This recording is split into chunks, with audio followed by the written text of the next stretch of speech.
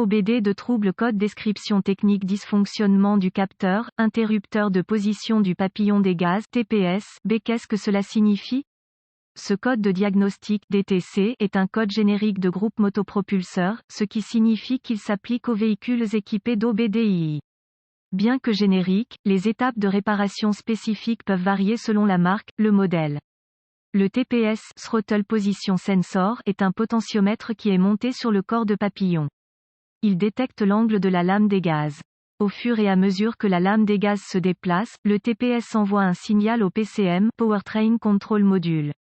Habituellement, un capteur a 3 fils, une référence de 5 volts du PCM au TPS, une masse du PCM au TPS et un retour de signal du TPS au PCM. Le TPS renvoie les informations de position de l'accélérateur au PCM sur ce fil de signal. Lorsque l'accélérateur est fermé, le signal est proche de 0,45 volts. À WOT Wide Open Throttle, la tension du signal TPS approchera de 5 volts complet. Lorsque le PCM détecte une tension en dehors de la plage de fonctionnement normale, P0220 se règle. Le B fait référence à un circuit, un capteur ou une zone particulière d'un circuit particulier.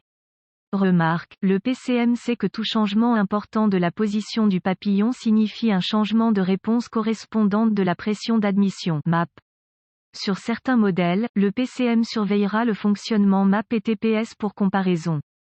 Cela signifie que si le PCM constate un changement important en pourcentage de la position du papillon, il s'attend à voir un changement de réponse correspondante dans la pression du collecteur et vice-versa.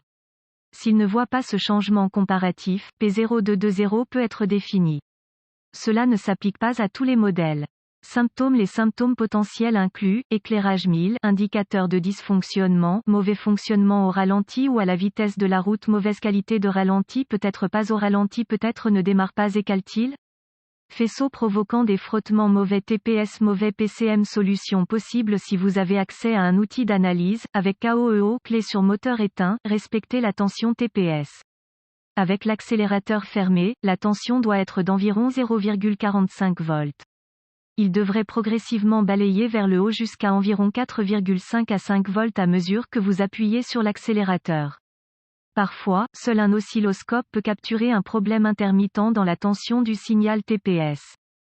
Si vous remarquez un problème dans la tension de balayage du TPS, remplacez le TPS. Remarque, certains capteurs TPS nécessitent un réglage fin. Si vous n'êtes pas à l'aise avec l'utilisation d'un DVOM, compteur numérique de voltohme, pour régler le nouveau TPS, il est préférable d'emmener le véhicule dans un magasin. Si la tension n'est pas de 0,45 volts, plus ou 0,3 volts environ, avec le papillon fermé ou si la lecture est esperluette cote, bloquez esperluette cote, débranchez le connecteur TPS. Avec KOEO, vérifiez la tension de référence de 5 volts présente au connecteur et une bonne mise à la terre. Vous pouvez vérifier la continuité du circuit de signal en faisant sauter un fil à fusible entre le circuit de masse du connecteur TPS et le circuit de signal. Si la lecture du TPS sur l'outil d'analyse indique maintenant 0, remplacez le TPS.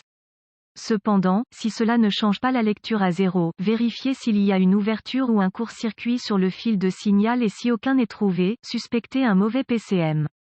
Si la manipulation du faisceau de câble TPS provoque un changement au repos, soupçonnez un mauvais TPS.